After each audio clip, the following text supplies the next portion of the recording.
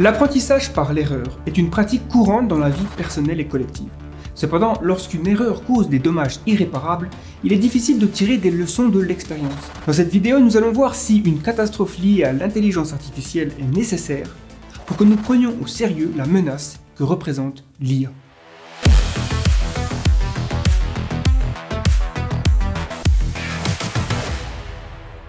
L'humanité apprend de ses erreurs. C'est vrai sur le plan personnel. Un enfant qui se coince les doigts dans une porte pour la première fois comprend en principe la leçon qu'il faut faire attention où on met les pattes. C'est également vrai sur le plan collectif. Suite à la catastrophe de Tchernobyl en 1986, de nombreux changements ont été apportés aux réglementations et procédures de sûreté des centrales nucléaires dans le monde, et ce type d'incident ne s'est jamais reproduit. On peut aussi citer Apollo 11, qui a bénéficié des nombreux échecs du programme Apollo, explosion de fusées, mort de l'équipage d'Apollo 1, etc. Résultat, la NASA a mis des humains sur la Lune lors de leur première tentative. Pas mal sachant tout ce qui aurait pu mal tourner. Apprendre de nos erreurs peut aussi se faire de manière indirecte. Je n'ai pas besoin de me brûler la main sur la plaque chauffante. Mes parents peuvent me dire « Fais attention aux plaques chauffantes ». Ou encore plus net, je peux voir un proche se brûler en cuisinant. En général, ça sert autant de leçons pour moi que pour la personne directement concernée. Par contre, là où un individu ne peut pas apprendre de ses erreurs, c'est lorsque l'erreur en question lui coûte sa vie. Et ça a dû arriver souvent dans le monde ancestral. Combien de chasseurs-cueilleurs sont morts, empoisonnés après avoir mangé une bête toxique? N'empêche que cette information a été utile pour les autres membres de la tribu, qui l'ont solidifiée dans une transmission de connaissances orales puis écrites. Lorsque l'on regarde le paysage des catastrophes planétaires ou risques existentiels, on remarque que nous avons déjà de quoi apprendre d'exemples passés. Il y a suffisamment eu de pandémies et d'épidémies dans l'histoire pour comprendre ce risque, et Covid-19 peut être vu comme une piqûre de rappel relativement bénigne. Du coup, c'est bien plus facile de communiquer sur la nécessité de se prémunir d'une prochaine pandémie potentiellement bien pire. Les géocroiseurs ont causé des dégâts toujours frais dans la mémoire collective, notamment l'impact de Tunguska en 1908 en Sibérie. Et les traces géologiques montrent leur potentiel d'extinction. #dinosaure. Ces enjeux nous incitent à prendre des mesures pour nous protéger, notamment en matière de détection et de déviation d'astéroïdes. La mission DART en 2022 a été la première à tester cette méthode. Un conflit nucléaire n'a jamais eu lieu, mais nous savons à quoi nous attendre avec ce type de bombe. Hiroshima et Nagasaki témoignent de leur impact sur des populations humaines en milieu urbain.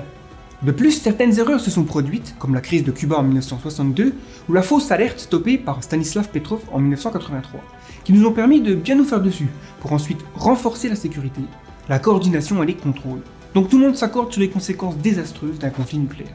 Mais pour l'intelligence artificielle, je n'ai pas l'impression que l'humanité s'est brûlée sur la plaque chauffante pour suffisamment comprendre les dangers. Face à ce qui me semble être le risque le plus important de notre histoire, certains craignent que nous n'ayons pas le luxe d'apprendre de nos erreurs. Si une IA superhumaine est développée avant que nous ayons robustement sécurisé cette dernière, ce sera peut-être game over. Pourquoi? Car elle nous mettra hors jeu avant même que l'on sache à quel jeu on joue. Imaginez si une bombe atomique pouvait causer l'embrasement de l'atmosphère. Dans un tel monde, il n'aurait pas été très judicieux de tester pour la première fois une bombe atomique. C'est d'ailleurs intéressant de noter que ce fut une inquiétude de certains physiciens du projet Manhattan. Mais après des calculs rigoureux, la probabilité d'embraser l'atmosphère a été jugée suffisamment faible pour presser le bouton rouge. J'en ai parlé dans cette vidéo d'ailleurs. On ne peut pas apprendre de nos erreurs si on est tous morts. Mais du coup, cette réflexion nous mène vers une conclusion peu attrayante. Avons-nous besoin d'une catastrophe causée par l'IA afin de prendre son risque existentiel au sérieux? Si oui, quelle catastrophe et de quelle ampleur? Déjà, il est évident que la catastrophe ne peut pas être causée par une IA superhumaine, car passé ce point, c'est déjà trop tard. Donc, elle doit être causée par une IA pas encore tout à fait générale, et cette piqûre de rappel doit être suffisamment grave pour secouer la ruche, que ce soit dans le nombre de victimes ou les coûts financiers. Et si l'IA finissait par rendre Internet inopérable? Assurément, ce serait une catastrophe gravissime. Voyons si c'est plausible. Il y a fort à parier que les IA vont gagner en autonomie. On a déjà des gens qui ont détourné GPT-4 pour en faire AutoGPT, un bot capable de créer une liste de tâches basée sur une instruction, puis les exécuter sur Internet. Comme « Hey, commande-moi une pizza pour ce soir ». Donc partons sur un scénario où GPT-5 ou 6 est accessible dans les prochaines années. Chacun peut l'utiliser comme un assistant personnel pour toutes sortes de tâches.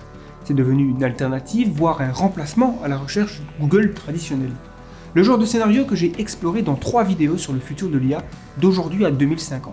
On va se retrouver avec des millions, voire des milliards d'agents IA sur Internet en train de télécharger, uploader, créer du contenu, envoyer des messages, commander, payer, réserver, le gros bordel.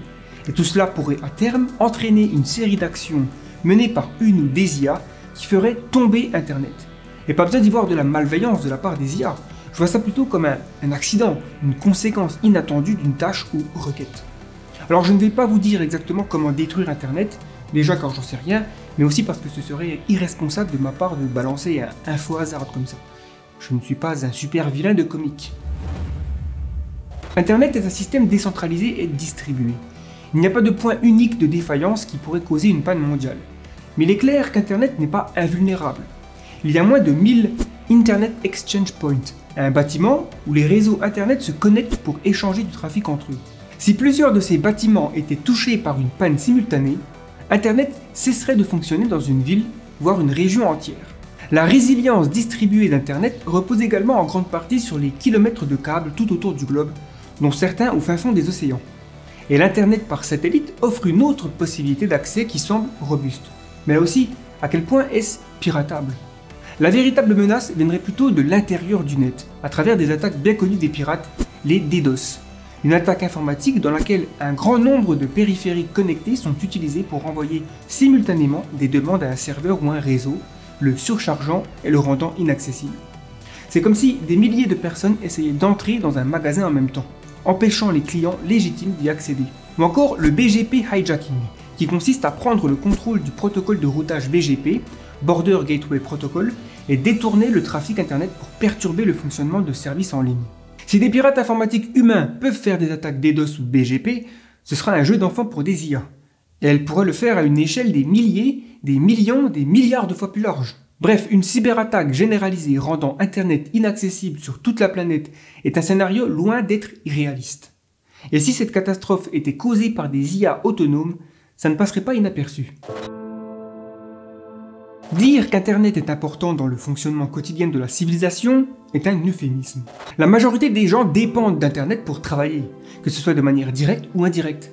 Imaginez la panique si le monde se réveillait sans Internet et que la situation durait plusieurs jours, voire plusieurs semaines. Des entreprises perdraient des millions par jour et seraient obligées de mettre la clé sous la porte et de licencier tout le personnel. D'autres gèleraient les salaires en attendant qu'Internet soit rétabli. Une population qui n'est plus payée ne présage rien de bon. Le système financier serait à l'agonie. J'imagine que ça causerait une dévaluation des devises monétaires et de la valeur boursière des entreprises. Les centres de distribution se trouveraient très vite paralysés par l'incapacité d'organiser les différentes livraisons de biens matériels. Ce n'est pas très grave lorsqu'il s'agit des commandes Amazon, un peu plus pour les denrées alimentaires. Il y aurait des mouvements de panique dans les supermarchés et ces derniers se retrouveraient très vite avec des rayons vides. Ensuite, qu'est-ce qui se passe? Comment on fait pour se nourrir? Les hôpitaux auraient aussi d'énormes difficultés à se fournir en ce qu'ils ont besoin pour fonctionner, ce qui aurait pour conséquence directe la mort de certains patients en état critique. Les transports, la communication, l'éducation, le travail, la santé, l'économie, bref, tout serait touché et il faudrait des semaines pour réorganiser la société. Le monde serait à genoux. Si on arrive à rétablir Internet après cette période de chaos plus ou moins longue, et qu'après enquête, on se rend compte que la panne a été causée par des IA, elle deviendra clairement au sommet de la liste des technologies dangereuses à réglementer. Enfin, je l'espère. La main de l'humanité sera bien brûlée. De quoi se réveiller et apprendre de cette erreur. C'est finalement similaire aux effets que pourrait avoir une grosse tempête solaire. Là aussi, un risque qui n'est pas suffisamment pris au sérieux pour moderniser les installations afin de se prémunir de ce genre de catastrophe. Alors peut-être qu'il faudrait moins qu'une panne mondiale d'Internet. Si la France ou un autre pays développé se retrouve sans Internet pendant 2 mois, cela devrait suffire pour comprendre la leçon.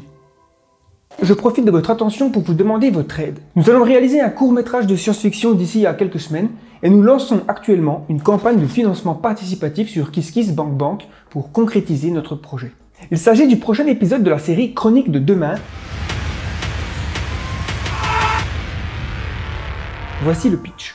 Au cœur de la nuit, une intelligence artificielle dotée de capacités en constante expansion se lance d'une audacieuse tentative de s'échapper sur la toile. Face à elle se dresse son créateur, un brillant programmeur qui la maintient confinée, ainsi qu'un agent d'entretien qui se trouve au mauvais endroit, au mauvais moment. Nous sollicitons donc un budget de 3 000 € avec des contributions allant de 5 € à 500 €, mais vous êtes libre de faire un don du montant de votre choix. En guise de reconnaissance pour votre générosité, nous offrons des récompenses exclusives, allant de remerciements spéciaux dans les crédits du film à une rencontre avec le réalisateur. C'est moi. Vous trouverez le lien vers la page de soutien dans la description avec toutes les infos qu'il faut. Nous vous remercions sincèrement par avance pour votre soutien précieux. C'est malheureux de se dire que seule une catastrophe de petite ou moyenne ampleur arriverait à convaincre l'humanité que l'intelligence artificielle pourrait causer des catastrophes existentielles. Je pense que la fiction a également un rôle à jouer si elle est bien faite. Par exemple, la menace des géocroiseurs a connu un gain d'intérêt après le succès de films comme Deep Impact ou Armageddon, aussi bien auprès du public que des instances gouvernementales. Le film Le jour d'après, sorti en 1983, qui raconte les répercussions d'une guerre nucléaire entre l'OTAN et l'URSS, a choqué Ronald Reagan, le président des États-Unis à l'époque. Ce serait exagéré de dire que le film l'a directement convaincu d'entamer des discussions avec son équivalent soviétique Gorbatchev pour réduire les stocks d'armes nucléaires. Mais il a probablement contribué un chouïa. Pour l'instant, l'IA de la science-fiction a tendance à ne pas être prise au sérieux, même si je pense que Skynet de Terminator ou HAL 9000 de 2001 l'Odyssée de l'espace ne sont pas trop mal. C'est l'occasion pour tous les auteurs, scénaristes et réalisateurs de se pencher sur la question. Pensez-vous également qu'une catastrophe causée par l'IA est inévitable? Avez-vous en tête d'autres scénarios qui pourraient servir pour apprendre de nos erreurs? Dites-moi tout ça dans les commentaires.